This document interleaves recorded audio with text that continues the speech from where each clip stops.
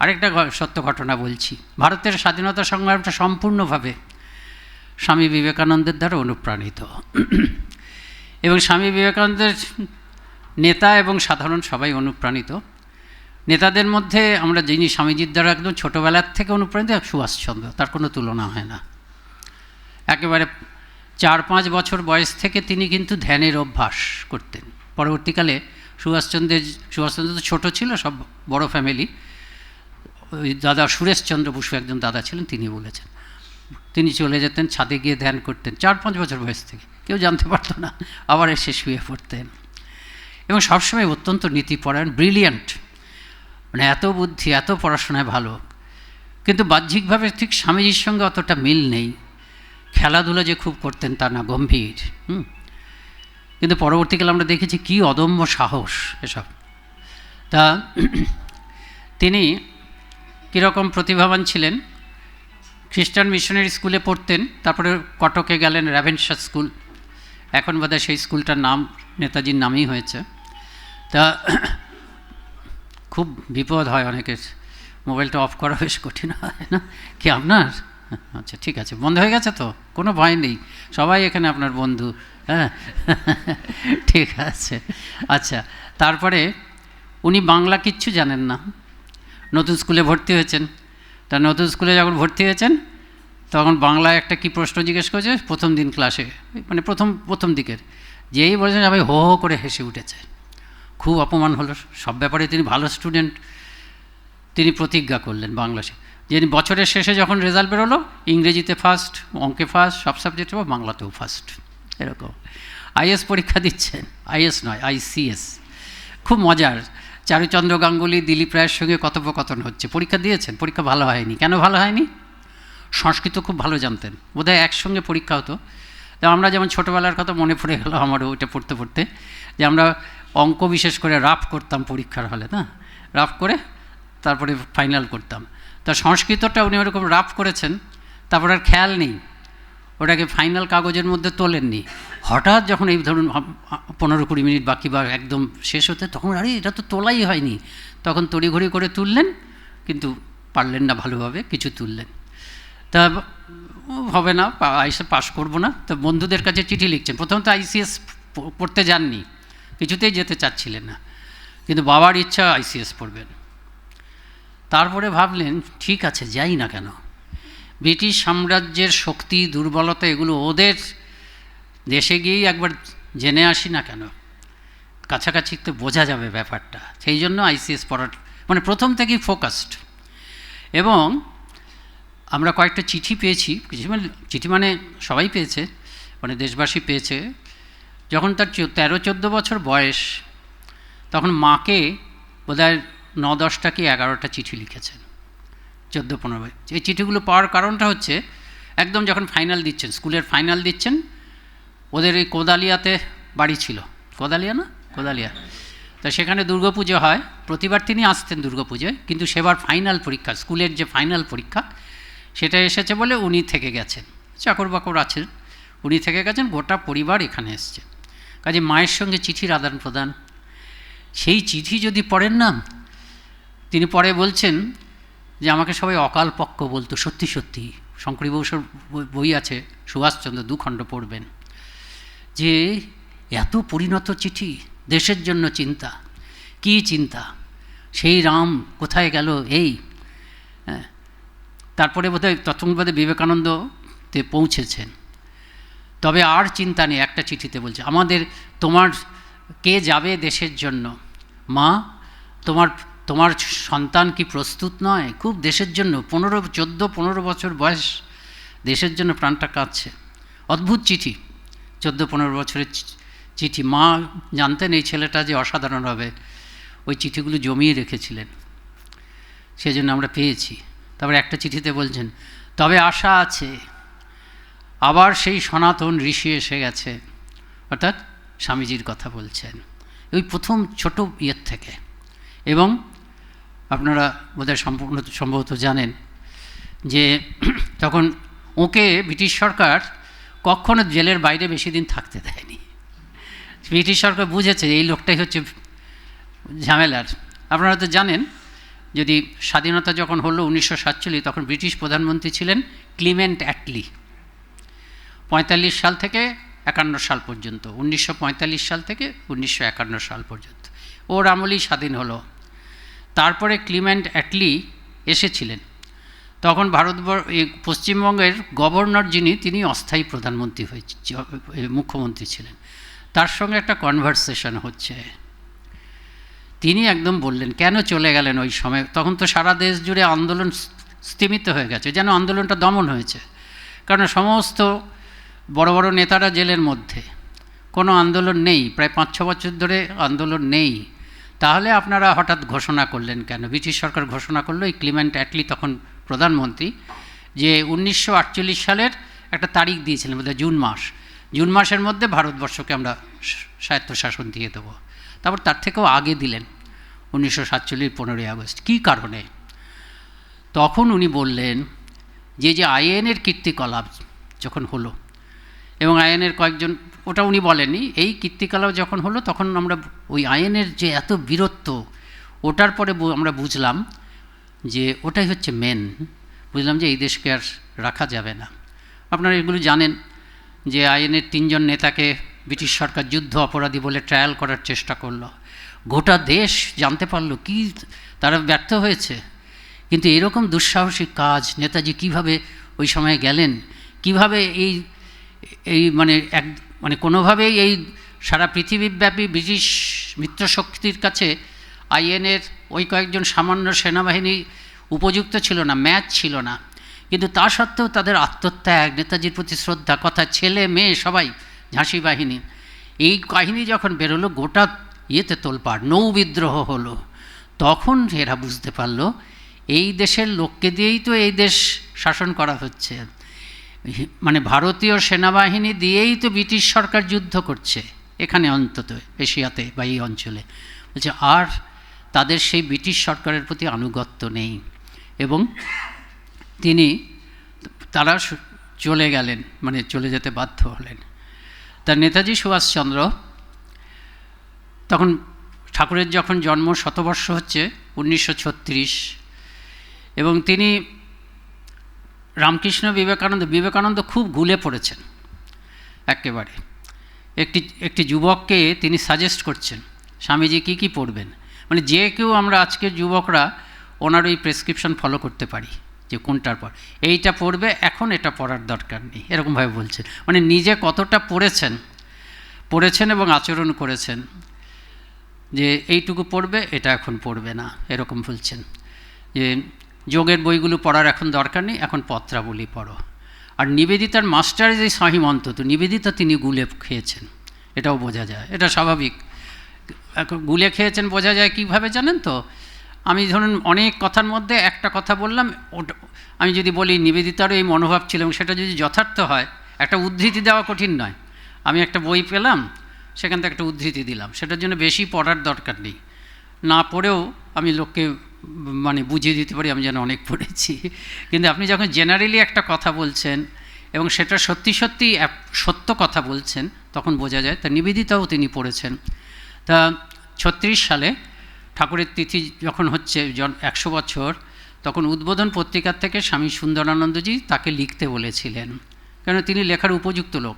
রামকৃষ্ণ সুভাষচন্দ্রের মা কথামৃত পড়তেন অনেক দিন ধরে, এবং সুভাষচন্দ্র ওই কথামৃতটা মাকে পড়ে শোনাতেন।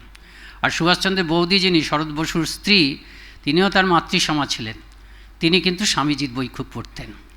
কাজেই শঙ্করীবাবু বলছেন, শঙ্করীবাবুর কথাটা বলি, শঙ্করীবাবু বলছেন যে স্বামী বিবেকানন্দ তার দেহত্যাগের পরে যে দুটি, মানে জাতীয় জীবনে, আমি রামকৃষ্ণ সংঘ সন্ন্যাসী বা ভক্ত বলা হচ্ছে না, স্বামী বিবেকানন্দ যে দুটি বজ্রদৃঢ় বাহুর মাধ্যমে ভারতবর্ষের জাতীয় জীবনে নবজাগরণের ক্ষেত্রে, স্বাধীনতা আন্দোলন তার মধ্যেই একটা, নবজাগরণের একটা পার্ট স্বাধীন, ভারতবর্ষের জাতীয় জীবনে যে দুটি বজ্রদৃঢ় হস্তের সাহায্যে প্রবেশ করেছিলেন, তার একটি হলো ভগিনী নিবেদিতা এবং আরেকটি হচ্ছে সুভাষচন্দ্র। এটা একদম ঠিক কথা। তো যাই হোক, তাকে বললো যে আপনি একটা লেখা দিন। তারপরে তিনি লেখা দিতে গেছেন, একদম 1937 সাল পেরিয়ে গেল একদম, মানে শতবর্ষক হয়ে গেল, খুব লজ্জিতভাবে।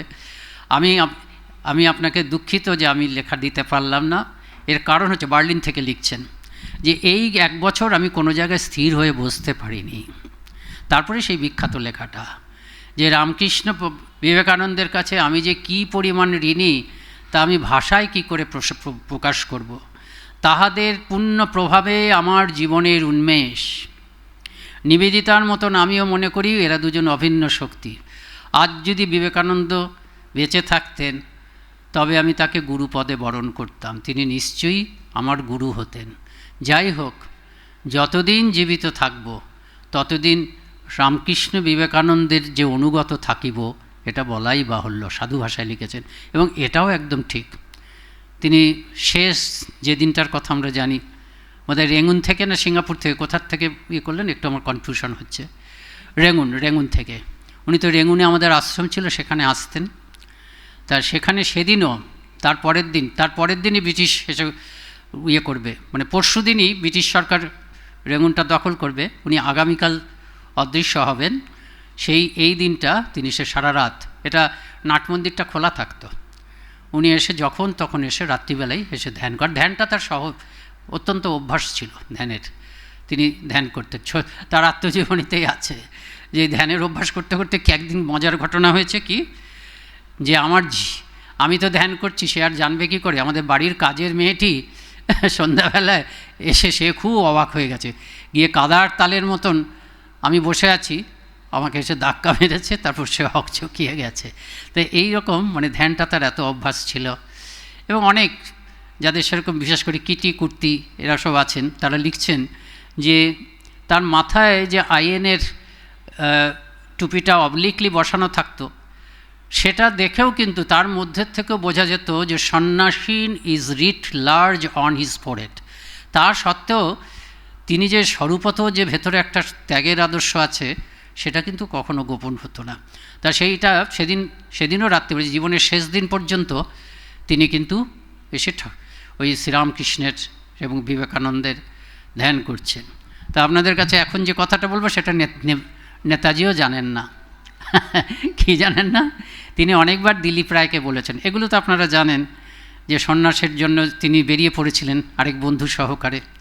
কিন্তু তিনি যেমন সন্ন্যাসীর ভাব এবং স্বামীজির সঙ্গে পরিচিত হলেন কোথায়, 16 বছর বয়স যখন হলো, তিনি একজন শিক্ষক বা আত্মীয় কার বাড়িতে গেলেন, বাড়িতে গিয়ে একদিন ভোরেশাস রিডার ছিলেন তো, যেখানে বই দেখতেন, গিয়েই তিনি লাইব্রেরিতে চলে গেলেন। লাইব্রেরিতে গিয়ে বই দেখতে দেখতে স্বামীজির বই পেলেন। 2-1 পাতা উল্টেই বুঝলাম এই জিনিসই আমি চাচ্ছিলাম। হেডমাস্টারকে খুব শ্রদ্ধা করতেন এবং হেডমাস্টার সবসময় তাকে বলতেন যে তুমি কিন্তু সকলের থেকে আলাদা হবে, একটা ভালো জীবন, একটা লক্ষ্য, সুন্দর জীবন হবে। সেটা তিনিও জানতেন যে জীবনটা অন্যের মতন হবে না, মানে ভালো দিক থেকে একটা সুন্দর জীবন, একটা উপযুক্ত যোগ্য জীবন হবে। কিন্তু কোন পথে গিয়ে জীবনটাকে সার্থক করবেন সে সম্বন্ধে তিনি মানে পথ ঠিক পাচ্ছিলেন না। ওই স্বামীজির 2-1 লেখা পড়ি, এই জিনিসই চাচ্ছিলাম, বিবেকানন্দই আমার গুরু হলেন। কোন লেখাগুলো? ওই যে স্বামীজি বিদেশ থেকে ফিরে এসে কলম্বো থেকে শুরু করে আলমোড়া পর্যন্ত বক্তৃতা দিলেন, যেটা ইংরেজি বক্তৃতাগুলির নাম হচ্ছে lectures from Colombo to Almora, এবং বাংলায় অনুদিত হয়েছে ভারতে বিবেকানন্দ বলে। এই লেকচারগুলো সম্বন্ধে বলা হয় যে এই লেকচারগুলি ভারতবর্ষকে জাগিয়েছিল, লেকচার্স দ্যাট অ্যাওয়েকেন্ড ইন্ডিয়া। সেইটা সুভাষচন্দ্র মন্ত্র হলো। তারপর তিনি গোগ্রাসে পড়েছেন। তা তিনি সন্ন্যাসী হতে চলে গেছেন। তিনি মানে হলেন, ডিজিলিউশনড হলেন, হতাশ হলেন, যে যেমন সন্ন্যাসী মনের মধ্যে ভেবেছিলেন স্বামীজি পড়ে, সেরকম সন্ন্যাসী পেলেন না, পরিব্রাজক সন্ন্যাসীদের মতো।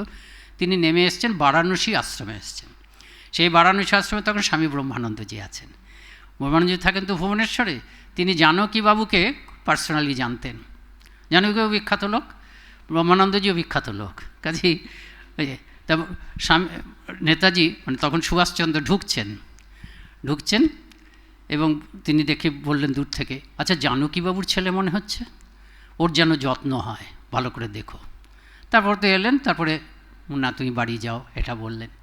পরে সুভাষচন্দ্র, ওই নরেন্দ্রনারায়ণ চক্রবর্তী, তিনি তার সঙ্গে একজন স্বাধীনতা, তিনি সুভাষচন্দ্রের সঙ্গে জেলে 12 বছর কাটিয়েছেন বিভিন্ন সময়, তার বই আছে।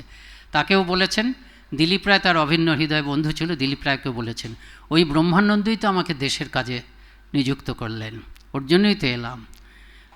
কিন্তু তার সত্ত্বেও ওই আইসিএস পরীক্ষার পরেও মাঝে মাঝে মনে হচ্ছে, ওই আইসিএস পরীক্ষাটা তো ভালো হলো না, হওয়ার পরে মজার চিঠি যে পরীক্ষা ভালো হয়নি, কাজেই আমি নিশ্চিন্ত যে আমি পাশ করব না।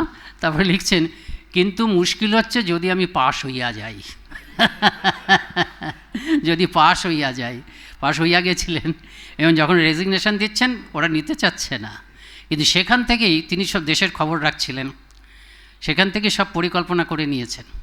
দেশবন্ধু আমার নেতা, দেশবন্ধু কী করছেন, দেশবন্ধুকে চিঠি লিখছেন যে আমি তো চাকরি বাকরি আর করবো না, কিন্তু আমি এই করতে পারি, আমি একটু শিক্ষকতা করতে পারি, আপনারা যদি কোনো পত্রিকা বের করেন সেই পত্রিকার সম্পাদনা করতে পারি, আমি একটু একটু জানি, এরকম খুব বিনয়ভাবে একটু একটু লিখতে পারি, একটু একটু দর্শন জানি। তা যাই হোক, তা সেরকম তো তিনি এলেন, ব্রহ্মানন্দজি তাকে ভার্য সেটা তিনি অনেকবার বলেছেন।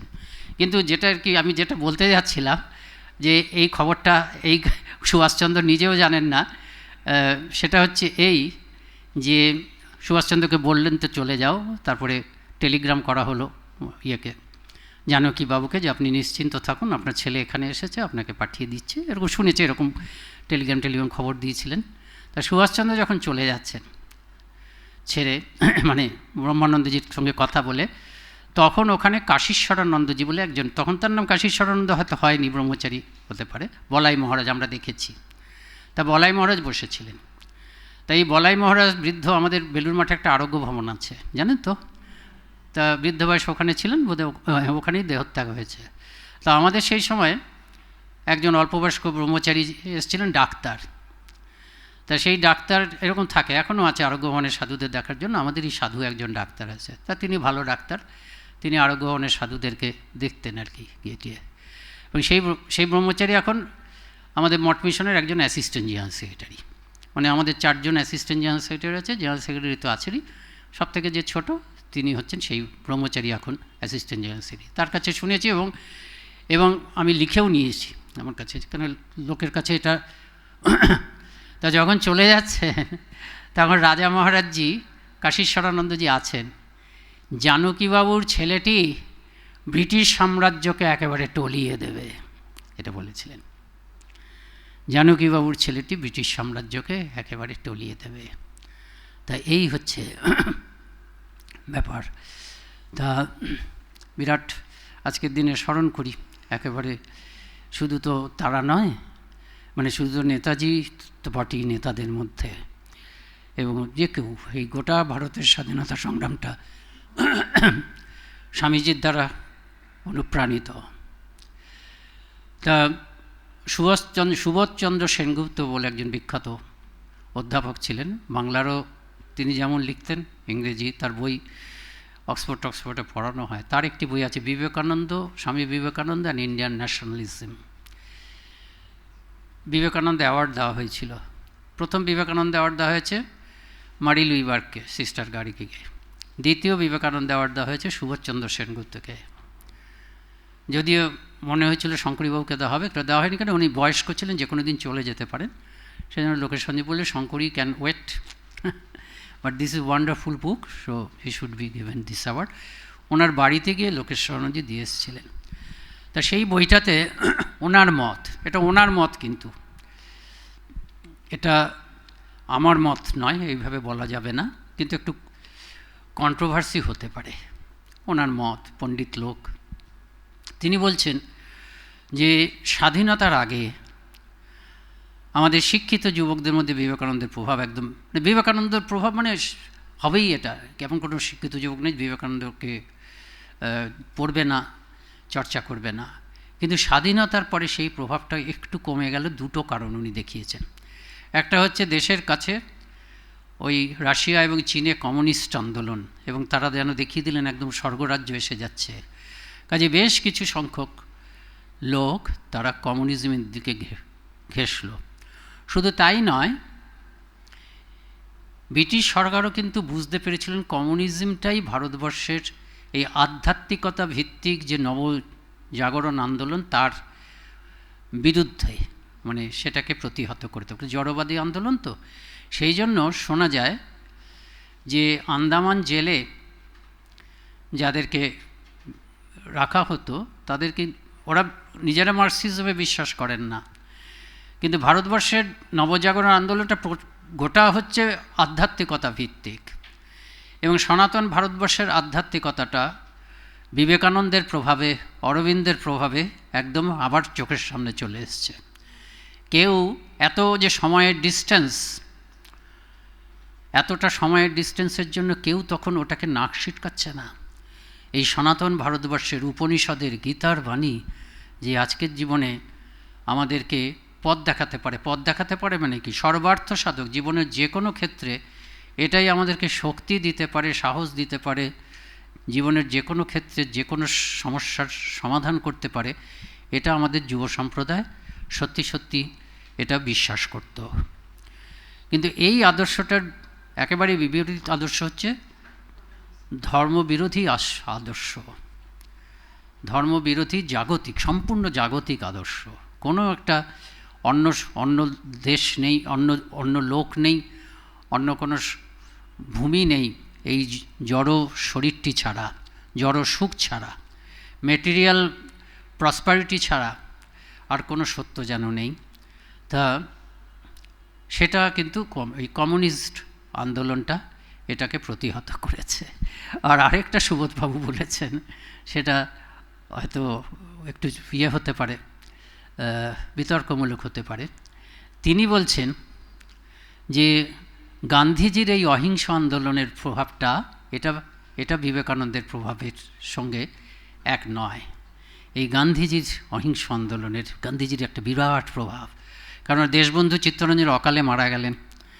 দেশবন্ধু চিত্তরঞ্জন মারা যাওয়ার জন্য নেতাজি সুভাষচন্দ্র, দেশবন্ধু কিন্তু যতদিন ছিলেন ততদিন একেবারে গান্ধীজি যেমন দেশবন্ধু, বরঞ্চ গান্ধীজির আগে দেশবন্ধু, কাজেই প্রথম দেশবন্ধুকেই ইংরেজরা তারা গ্রহণ করতেন কংগ্রেসের প্রতিভূ হিসাবে, কিন্তু তিনি অল্প বয়সে মারা গেলেন। যদি দেশবন্ধু থাকতেন তবে ভারতবর্ষের স্বাধীনতা সংগ্রামের ধারাটা একদম সরাসরি এইভাবে আসতো যে স্বামীজি দেশবন্ধুও প্রভাবিত ছিলেন। দেশবন্ধু ওই স্বামীজি যে অল্প সময়ের জন্য প্রধান শিক্ষকতা করেছিলেন দারিদ্র্য দূর করার জন্য, তখন দেশবন্ধু তার ছাত্র ছিলেন। দেখ স্বামীজি, দেশবন্ধু, সুভাষচন্দ্র এইভাবে আসতো, কিন্তু দেশবন্ধুর অকাল মৃত্যু, এটা হচ্ছে সুভাষচন্দ্র সেনগুপ্ত। তো যাই হোক, তা এই হচ্ছে ব্যাপার। কিন্তু স্বামীজির প্রভাব আছে, বর্তমানেও আমরা দেখতে পাচ্ছি। তা সহিংস আন্দোলন, অহিংস আন্দোলন, গান্ধীজিও ভীষণ শ্রদ্ধা প্রকাশ করেছেন স্বামীজির সম্বন্ধে। আপনারা জানেন যে ভারতবর্ষ বেলুড় মঠে একবারই এসেছিলেন, যে স্বামীজির রচনাবলী পড়েছি, আমার দেশপ্রেম আগে যা ছিল তার থেকে সহস্রগুণ বৃদ্ধি পেয়েছে, সব কথা বলেছেন।